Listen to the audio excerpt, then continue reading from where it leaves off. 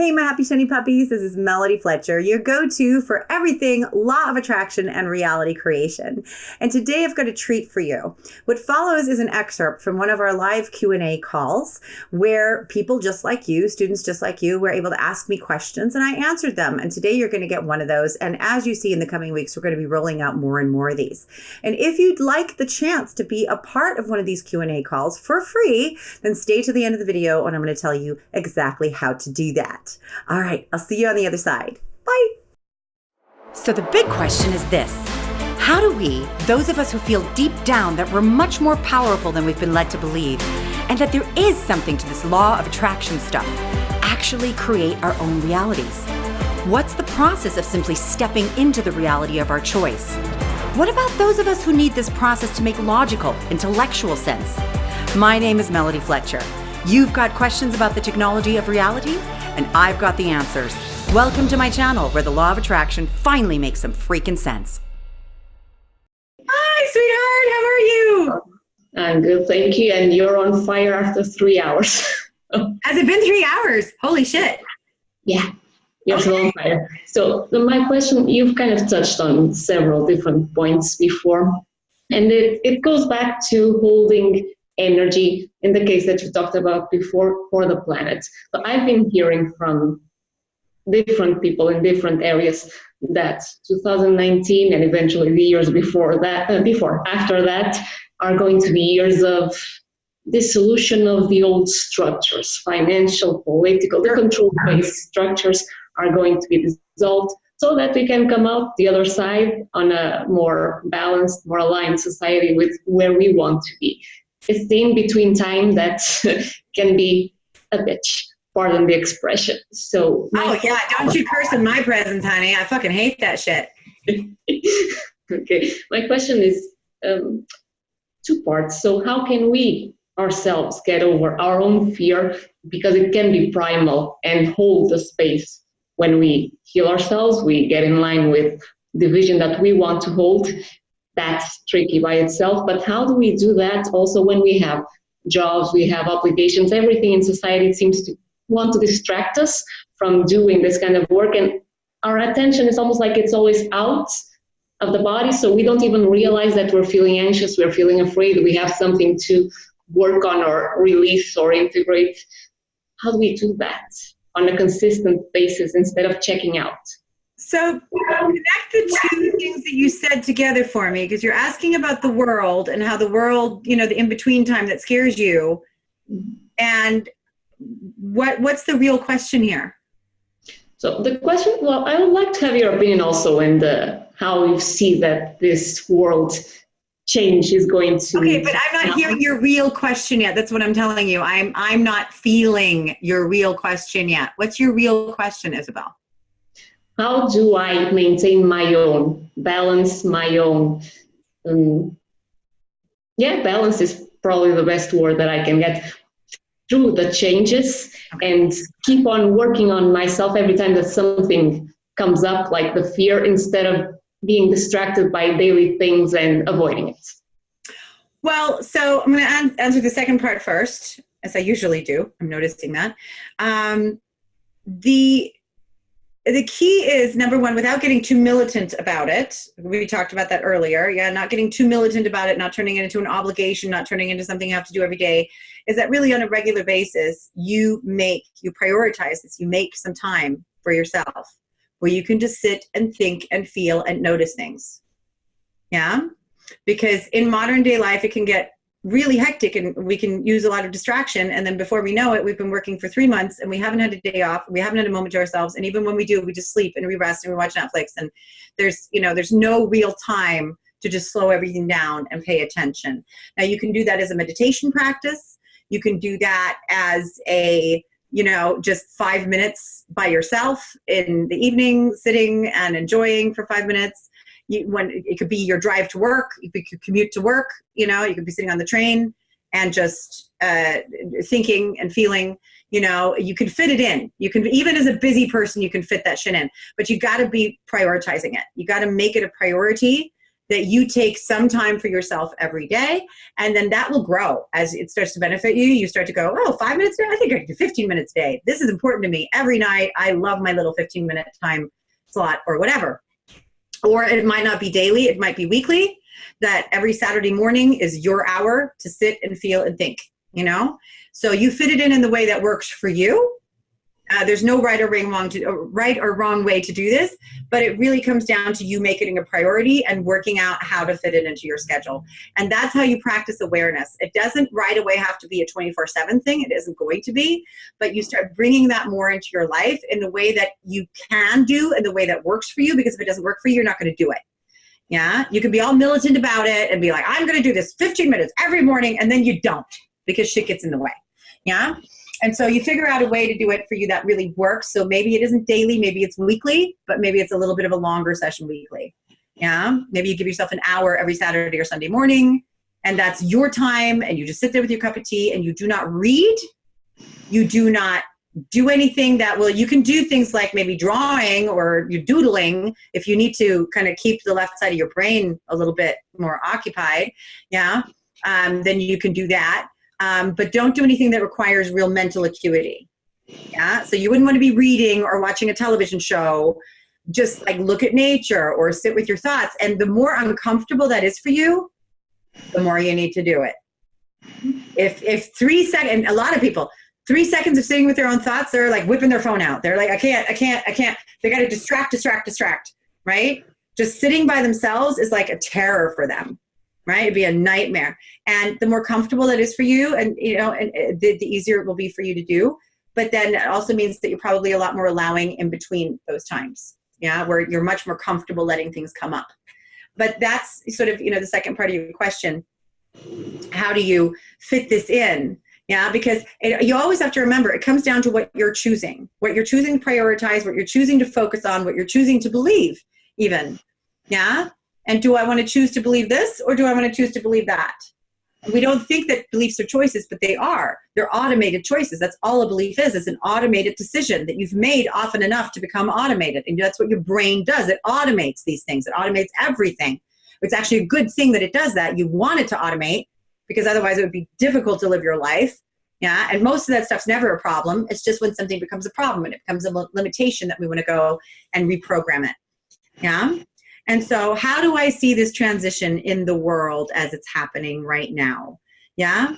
So first of all, you're never going to hear any kind of doom and gloom from me.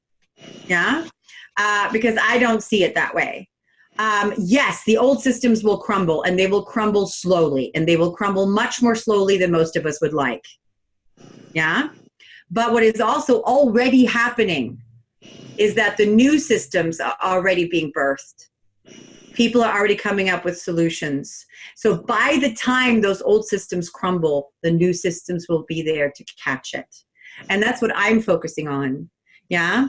It is not a total disintegration and then a wasteland. And then hopefully one little green plant fights its way through the rubble. And then, 100 years later, we have a forest again. We can let the new growth come in before the old growth disappears. Yeah. So the transition doesn't have to be so harsh and hard, but you are going to see a lot of chaos. You're going to see a lot of fighting, because change means chaos. Yeah. You're going to see a lot of fighting. You're going to see a lot of anger. You're going to see a lot of, and this is good. This is people's powerlessness coming out. Yeah. So just like in your own life, when you start to wake up, it's a bitch. Things are confusing. Things are weird. Negative emotion. I don't know how to do it. Anger comes up, rage, and then despair, and then frustration. And, we go through all those growing pains. Well, the world is doing the same thing. Yeah. So you're going to see, and you're already seeing it. There's a lot of volatility. Well, that's a good thing. It's a really good thing that that's happening. Yeah. And I've been saying to some of my clients lately, some of my students as well, I love Donald Trump. I absolutely adore Donald Trump. I didn't always. It took me a little while, but I absolutely adore him because he will not stop poking at people. He is such a catalyst. He will not back down. And he's like Teflon. Nothing sticks to him. He doesn't give a shit if he stepped on your toes or your wiener or any other part of your body. He doesn't care. Yeah. And he just won't quit. And people can't ignore this anymore. They can't put their heads down in the sand. We're having conversations about things that we never dared talk about before. This is all very necessary. It's all bringing up, Yeah, it's not what we wanted, it's what we needed. Yeah, and it's all bringing up a bunch of crap that has never really been addressed. Yeah, and it's not pretty, but it's necessary and it's valuable. Yeah, and you can watch new systems already being born. They're not yet taking over, but the old systems are becoming less and less effective, and you're going to see a swap over as people start to go, this really isn't working anymore. It's never really worked. Why don't we just do this? Now, why don't we do that right now? Because we already have solutions. It's because there's still too much of a fog, and there's still too many people who are so afraid of change that they'd rather go with the devil they know than anything possibly different, because they cannot imagine that it might be better. Not yet. Yeah, but they will. This is a process that's happening. And also always remember that you are not beholden to anyone else's reality. You don't have to wait for the masses to catch up before you can enter into a beautiful world. Yeah, you are responsible for your own individual reality and nothing else. Yeah, and so don't require the world to catch up or get to a certain level before you can enter into a beautiful reality. You just focus on yourself and they'll come with you. Yeah. So don't look at them as an obstacle. That helps a lot to not get angry at the world if you don't look at them as an obstacle. No, I'm not angry at the world. I'm not seeing anyone as an obstacle, but I might very well be one of those people who are afraid of change. So any suggestions to actually navigate that in a more smooth way? Yeah. Consider the idea that the change is going to be positive. That's easy. That's it. No, it's such a simple fix. And so logical, and people don't do it because the only reason you're afraid of change is because you think it's going to be worse than what you have, right? And that can be a pervasive belief that can be so ingrained, yeah, and so automated. But really what you want to challenge yourself to do is to go, well, what if it's a good change? And then what if it's a good change? What if it's and just hold on to that, bang that drum for a little while until your mind, and it will do it, until your mind stops arguing and goes, well, that would be good. You'll have a little bit of a fight. Usually takes about 30 seconds. We're not talking about years here. You got 30 seconds. And then your brain will stop fighting you and will go, well, that it'll start to get on board. It wants to answer that question. And you do that more often. You're building new neural pathways. Yeah. You're actually, there's a physical component, a biophysical component to this as well. Yeah. And a neurological component. And so what happens is that your brain starts to use those new neural pathways. Your energy supports that. It all works together. So it takes a little while to get off that old train and get onto a new one, but not months and years. A little moment of discomfort where you're like, and the uncomfortable part is the chaos in between. Because in that in between, you don't know. You don't know anything. I don't know this. I don't know that. You have no certainty. Yeah, it's uncomfortable. The more comfortable you can be with that, the easier every transition will be. Yeah, where you just go, I don't know. I don't need to know. Right now, I don't know. I will know. Yeah. And so, and it's uncomfortable for people, but you have to consider the idea and start to train yourself to consider the idea more often that this change might be better, not worse. What if it's better? Because then what's the point of being afraid, right? Because if you go to Disneyland and you've never been to Disneyland, how afraid are you walking into Disneyland? Probably not that nervous. Now, if you have super social anxiety, maybe you are, but let's consider that you don't. Yeah. And you're just going to Disneyland, or you're going to your favorite or you're not your favorite restaurant, but your favorite type of restaurant, but a restaurant you've never gone to. But let's say you love Thai food and this is a fantastic Thai place and you go there. And are you afraid or are you more anticipating something good, right? Because if you have a reason to believe that what's about to happen is going to be fun for you, good for you, tasty, delicious in some way, then you're not afraid. But if your child's principal calls you to school, you're probably feeling some dread because you're thinking, oh God, what happened? What did he do? Ah, shit, what went wrong now? Right? It's the same thing as if your husband says to you, I can't wait till you come home, or you get a text from him going, we have to talk. Right? Two different feelings based on what your expectation is of what's about to happen. Even though you might get home and he says, we have to talk about the refrigerator. It's not working anymore and I want to buy a new one. And you're like, I thought you were going to divorce me. Jesus Christ. But you see, it has nothing to do with the truth. It has nothing to do with what's actually happening, but your expectation, your assumption of what was about to happen changes how you feel about it. So if something's happening and you're not sure if it's going to go well, you don't know what it is, and now you're afraid of that change, ask yourself, how do I know it's going to be bad? That's a fiction. That's a fictional story. I don't know how it's going to work out. So what if I'm just making myself feel bad for the sake of making myself feel bad now? Why don't I tell myself a fictitious story that actually feels good? When you understand energy, you know that you are actually much more likely to get the good outcome now because you've decided to line up with it and accept it and invite it in rather than the negative outcome. But this is how you get rid of the fear of change. And you also can start to replay some of the times in your life when you were afraid of something happening, but it turned out well. And it's like, oh, wow, I didn't have to be so afraid because it turned out well. Change can be good. Change is often good. Change is very often very good. What if I wanted more good change? How would I start qualifying it? I don't like change. I like good change. I like good change. I like positive change. And we start calling all change positive change, right? Or at least potentially positive change if we're not sure. That would change a lot, wouldn't it? It would make a real difference. So that's what you do. You challenge yourself to see change as a good thing. I see change as a good thing. Doesn't mean it never scares me. Sometimes it scares me because I'm going into unknown territory. I don't let that fear stop me. It's not terror. It's just nervousness. And quite frankly, at this point, if I'm not a little bit nervous, I'm not leaping far enough ahead. It's like, this is comfortable? Nah, let's take a bigger step. When you move out of your comfort zone, you are by definition going to be uncomfortable. Not in pain, not suffering, just uncomfortable. Just a little unsure and a little, I don't know about this. But that's new territory. And so how do you get rid of the fear of change? You see change as a positive thing. You challenge yourself to see change. You look for evidence that change is positive. You ask yourself what if questions. What if it's going to be good? What if it actually works out? Until your brain starts to accept that to some degree. Yeah, so it's a matter just of being comfortable with the momentary discomfort and keep on rerouting. Change can be good. Change can be good. I'm making up stuff. Might as well make up the stuff that I want to align with. Exactly. And I choose to align with the version that you share, that we are already putting the solutions in place, and whenever something needs to dissolve, we already have the answers. Yeah. Yeah, it's not so hard, is it? Yeah, well, in theory, the emotional part is a little trickier. It's a little trickier. That's why I said there's a big difference between talking about it and doing it. I said that earlier. And so I don't want to ever discredit anybody's work and the efforts that they've made and kind of said, oh, this is easy. But I also want to point out, because a lot of times it's not, but I also want to point out it's not brain surgery. It's not coal mining. We sat here for a few minutes and talked about something.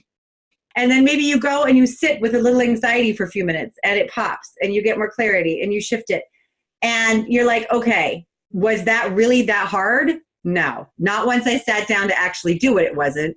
Maybe it was hard before when I was arguing about it, but now, no, actually it wasn't. And I point that out to my students and clients all the time that, we just shifted a shit ton of energy. You feel so much better. Was it hard? No, it really wasn't that hard in the grand scheme of things, because we tend to be like, oh God, this is going to be so hard. It's going to be, no, it isn't. No, it isn't. You've put up with way more suffering than that in an attempt to avoid discomfort than how uncomfortable it actually gets. The avoidance of it is always worse than the thing itself. Absolutely. Well, that answers it completely. So thank you very much. Good. Thank you, Isabel. It's great talking to you. Look at you made it all the way to the end of the video. Good for you. So if you'd like a chance to be part of these Q&A calls that we do for free, then all you have to do is get onto my email list. People on my email list get free gifts like this. In fact, I'll even give you another free gift for getting onto my email list, which changes periodically. So I'm not going to tell you what it is so that I can change it, but just check the description down below. Get onto my email list, get your valuable free gift, and you will be invited to take part of one of these Q&A calls yourself where you can ask me whatever you want. Sound like a good deal? I think so.